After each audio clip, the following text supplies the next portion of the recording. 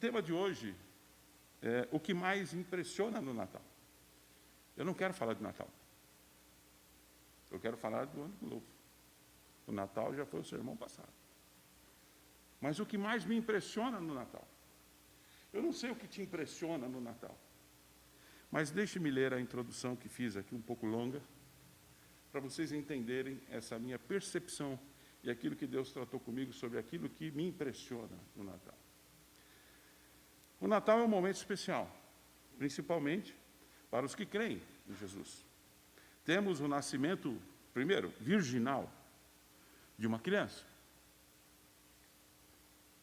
Um nascimento sobrenatural. Temos uma estrela que brilhava,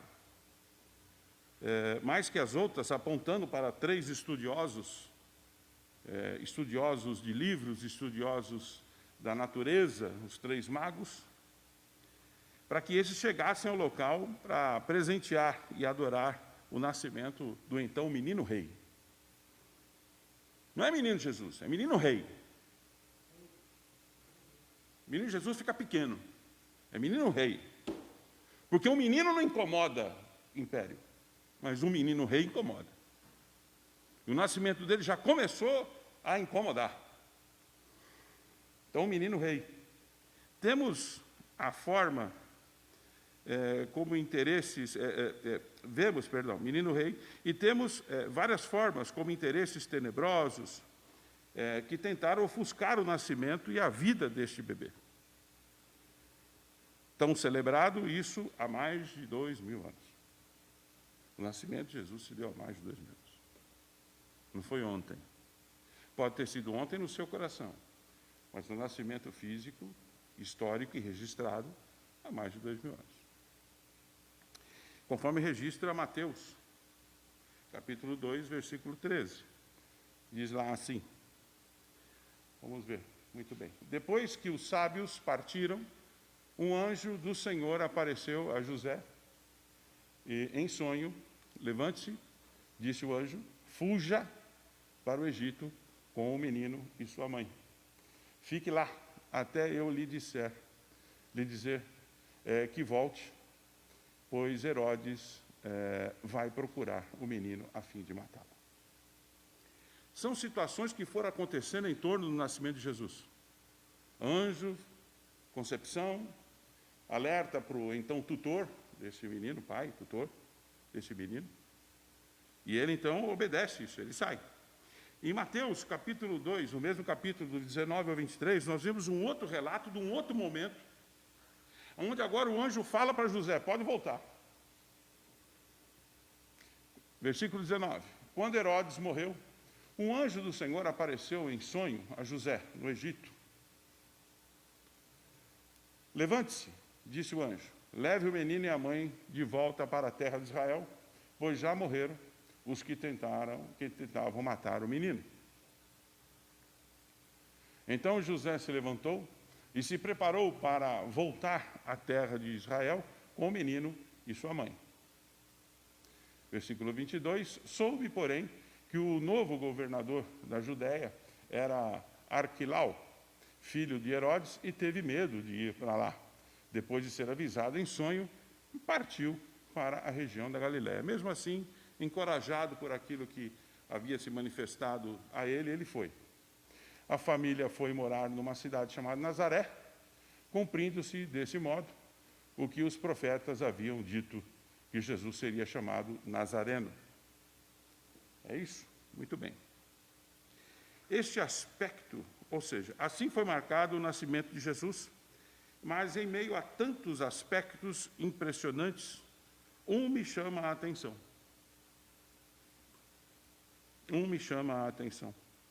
E sobre este aspecto eu quero compartilhar com todos vocês nesta ocasião. Esse aspecto, eu vou dizer qual é. É a promessa feita e cumprida. Esse é o aspecto que mais me impressiona no Natal. Uma promessa feita e uma promessa cumprida. Veja só, nós falamos sobre esta promessa no domingo passado, quando lemos Gênesis 3,15. Gênesis 3,15 diz o seguinte, Vamos ver Gênesis 3:15. Colocamos lá? Isso, perfeito. Farei que haja inimizade entre você e a mulher, e entre a sua descendência, a descendência dela. Ele lhe ferirá a cabeça e você lhe ferirá o calcanhar. Isso foi uma conversa metafórica entre Deus e Satanás, dizendo exatamente o que aconteceu. Uma promessa. E aí nós temos Isaías falando dessa promessa.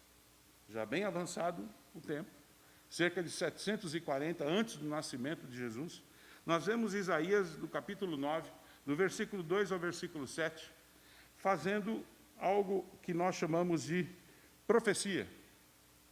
E eu quero colocar como promessa. Reforçando aquilo que foi falado ao povo de Israel.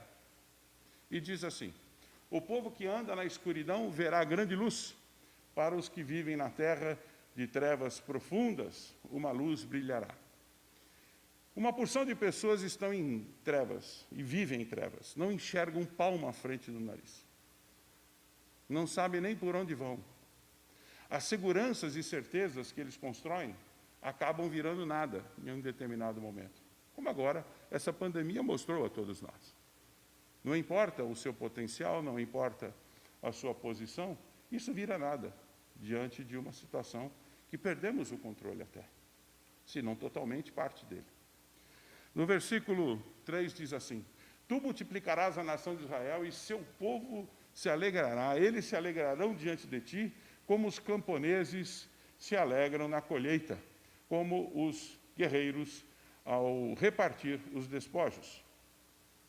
Versículo 4. Pois tu quebrarás o jugo de escravidão que os oprimia,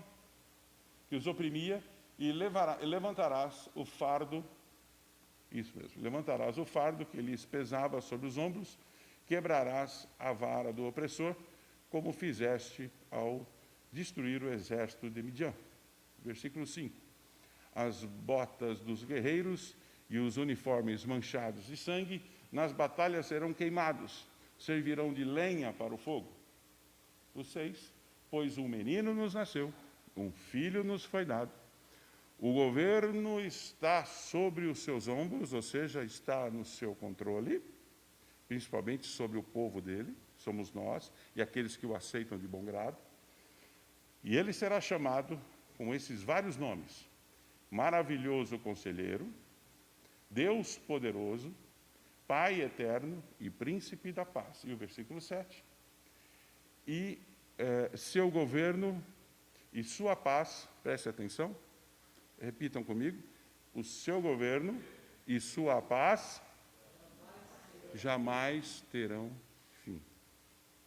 Essa é a primeira promessa desse verso. Essa é a primeira. Agora nós vamos partir para a segunda promessa desse versículo. Reunirá com imparcialidade e justiça no trono de Davi para todo o sempre. O zelo do Senhor dos exércitos fará que isso aconteça. Por favor, o zelo do Senhor dos exércitos fará que isso aconteça.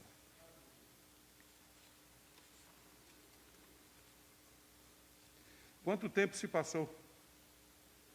Quanto tempo se passou? E para mim, essas duas promessas, jamais terá fim e para todo sempre, porque o zelo do Senhor é que vai zelar e velar por esta promessa. Da mesma forma como Jesus nasceu e demorou tanto tempo, da mesma forma as outras promessas pós estas serão cumpridas. Serão cumpridas. Aí você fala assim, mas pastor, mas então, pois é. Quando pinta a dúvida no coração, é a mesma situação que aconteceu com aqueles que estavam escravos no Egito. Mas quando o Senhor vai nos livrar disso daqui? Pois é, quando as pessoas entenderam que estavam vivendo como escravos e se humilharam a Deus e falaram, Senhor, providencia a nossa libertação. E o clamor começou a aumentar, então houve este momento. Deus espera um momento. Ele tem um momento. E por que depois de saindo disso, o povo ainda ficou 40 anos no deserto, peregrinando? Por que será? porque desobedeceram, porque deixaram de crer. Mesmo tendo passado um braço de mar chamado Mar Vermelho, se eu passo por um lugar daquele, eu não duvido nunca mais na minha vida. Mas teve gente com coragem de duvidar mesmo assim. E depois de um tempo, quando o seu líder se afastou um pouquinho, o que eles construíram? Bezerros obras de ouro, para que fossem adorados, como aqueles deuses do Egito. Se você falar isso é um absurdo, eu digo sim, é um absurdo, mas esse é o ser humano. É o ser humano com uma fé de palha. Qualquer coisa queima e acaba, vai embora. Mas sempre tem alguns que têm um coração muito voltado para Deus. E esses alguns movimentam o mundo espiritual. E eu quero dizer que você seja um desses alguns, que movimentam o mundo espiritual em favor do próximo. Não em favor de si mesmo, mas em favor do próximo, clamando por ele, pela sociedade, pelas autoridades, pelos governantes. Nossa, que absurdo, mas quanto tempo, por conta do ser humano. Por que não poderia acontecer em 2 dias? Teve que ser 40 anos peregrinando, para que houvesse uma depuração, para que houvesse um tempo de reflexão. Por que o povo ficava escravo tanto tempo? Por que Jesus demorou tanto tempo para vir? Porque tem tudo um propósito de Deus nisso tudo. Mas, entretanto, eu quero chamar a atenção para este fato. Ele cumpre aquilo que ele promete. Amém? Ele cumpre. Vivemos, então, o final de mais um ano. E nos aproximamos do início de mais um ciclo de 12 meses. Como foi dito aqui, pelo pastor Jacques e pelo nosso irmão diácono Arley, quantas coisas aconteceram. Quantas coisas ocorreram. Muitas foram surpresa, conquistas surpreendentes. Coisas que eu nem imaginava, que nem o Danilo falou comigo hoje. Não imaginávamos, porque houve todo um bloqueio para que isso acontecesse. E nesse ano de tanto bloqueio, nos é concedido o livre passe para ir e vir, o green card. Pois é, quantas coisas aconteceram. Quantas coisas deixaram de acontecer. Mas quantas coisas novas aconteceram. No meio de pandemia. Num ano onde, com tanta dificuldade de saúde, tanta dificuldade de locomoção, tanta dificuldade de diálogo, mas as coisas estão acontecendo. Vivemos, então, o final de mais um ano e nos aproximamos do início de mais um ciclo de 12 meses. O nosso tempo Cronos, mais um período, nominado 2021. Vivemos um mundo carente de amor e verdade. E agora aqui é o que eu quero pautar com maior objetividade essa palavra. Amor e verdade falta no mundo. Não falta dinheiro. Não falta tempo, Cronos. Não falta nem saúde. Tem muita gente que tem saúde. Porque não é todo mundo que não tem saúde. Não é todo mundo que está sofrendo com a saúde. Tem gente que está passando com tranquilidade, tomando as suas precauções e está passando. Mas tem gente que está ficando no caminho, sofrendo as consequências. Nem quem sofre é desprestigiado e nem quem não está sofrendo é privilegiado. Por favor, entenda como uma constituição natural. Você tem resistências que eu não tenho e eu tenho umas que você não tem. Não é? Que bom, quem cuida bem da sua saúde tem a possibilidade de ter uma condição melhor para enfrentar alguns embates nessa vida. E tem pessoas que estão partindo, estão deixando esse nosso contexto de vida. Pois bem, mas vivemos num mundo carente de amor e verdade. Vivemos num mundo carente de líderes honestos. Nos lares, liderança no lar. Liderança não é só fora, não, é dentro de casa também. Liderança empresarial e liderança eclesiástica. Nós temos péssimos líderes em todos os níveis. Está faltando.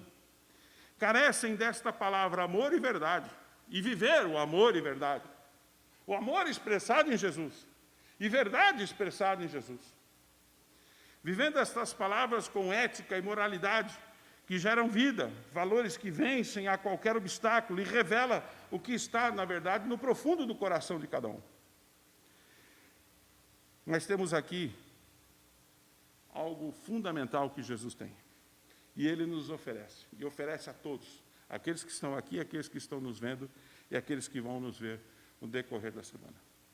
Eu quero vos apresentar o líder para a sua vida em 2021. O líder para a sua vida em 2021 chama-se Jesus Cristo, o ressurreto. Este é o líder que eu preciso.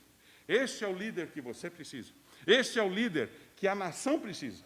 Este é o líder que cumpre, fala e cumpre aquilo que falou. Este é um líder que tem todo o seu ministério pautado em amor e verdade.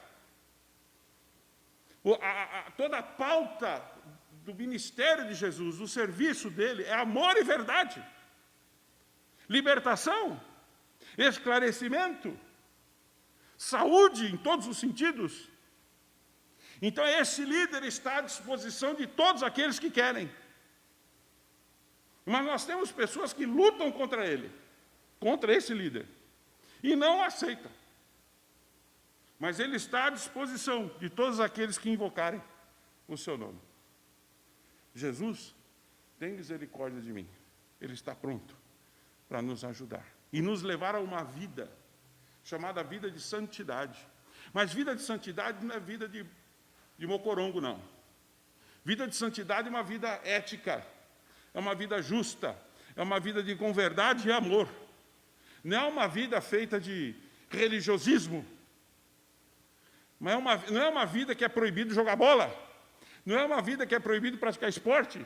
Não é uma vida que é proibido exercer artes. Não é uma vida nesse sentido. É uma vida onde marca, onde faz a diferença. E a ética cristã sai, ela brota.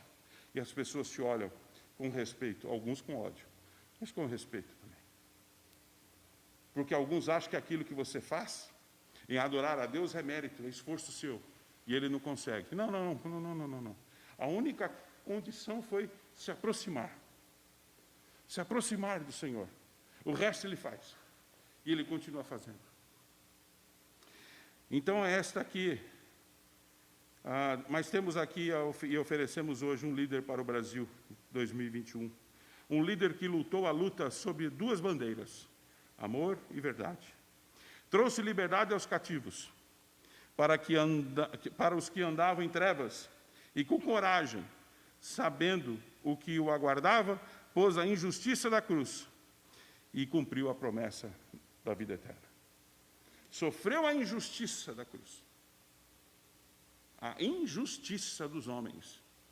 Se você quer ver uma sociedade injusta, foi o que fizeram com o Messias. Isso foi um ato de injustiça tremendo, não reconhecendo tudo o que ele fez. Então, se fizeram com ele, faz comigo, faz contigo, faz com qualquer um.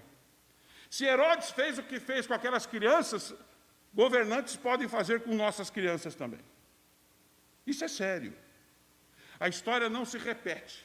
Mas alguns fatos parecem que eles que combinam ou se demonstram semelhantes, principalmente no quesito maldade, crueldade.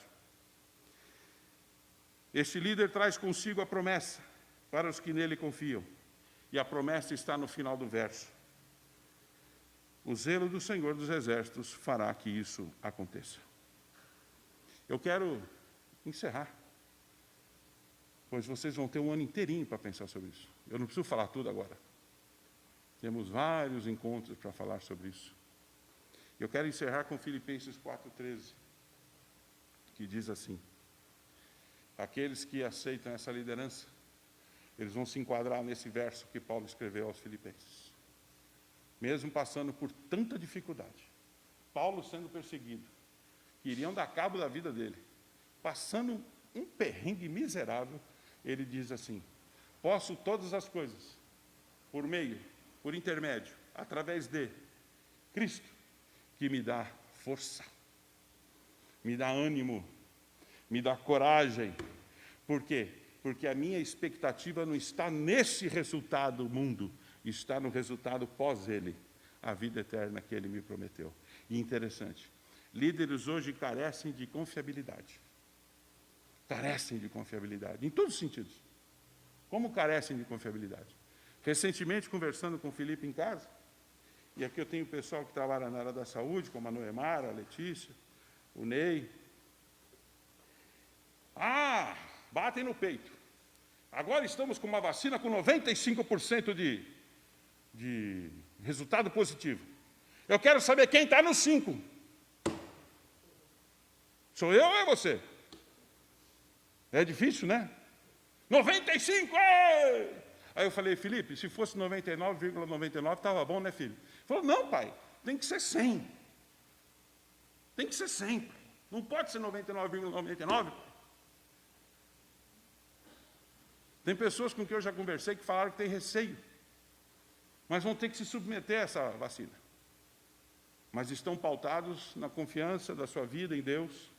Mas tem uma parte grande da sociedade que está confiando em 2021 pela vacina. Ei, então, 95%. Vai confiar? 100%? Agora, eu tenho uma vacina pronta para lhe dar e te oferecer. Não é indolor, é totalmente indolor. Não tem nem agulha, não precisa de nenhum subsídio de nenhum outro país. O nome dessa vacina chama-se JC. Acabei de inventar. Jesus Cristo. Tome essa vacina que você vai estar aqui, ó. Posso todas as coisas, até tomar essa tranca dessa vacina, por meio de Cristo, que me dá força, que me dá esperança, que me dá renovação de esperança, convicção para começar um novo período. E é o que nós precisamos dessa vacina para a nossa vida, para o nosso coração, para a nossa alma. Tomar essa vacina todo dia. Jesus Cristo, na veia. Na veia, que o resultado é mais rápido. Se for na nágua, demora para dar toda a circulação. Vai na veia logo. Fica melhor, fica mais fácil. Para que você possa encarar 2021 com uma outra perspectiva. Não com essa de 2020. E não com a esperança de que a vacina vai solucionar tudo. Eu não sei quantas vacinas tem no catálogo hoje. Mas eu acredito que tem mais de 10. Que todo mundo é obrigado a tomar. Eu nasci e tive tudo. Não tinha nenhuma vacina na minha época. Era chá da mamãe, da vovó, da bisavó e cama. E a mamãe falava, Deus ajuda, Deus ajuda, Deus ajuda, Deus ajuda, Deus ajudou. E hoje estamos diante de tanta tecnologia, tanta capacidade. Mas assim mesmo, precisamos ter uma garantia para entrarmos em 2021. E essa garantia só Jesus pode nos dar.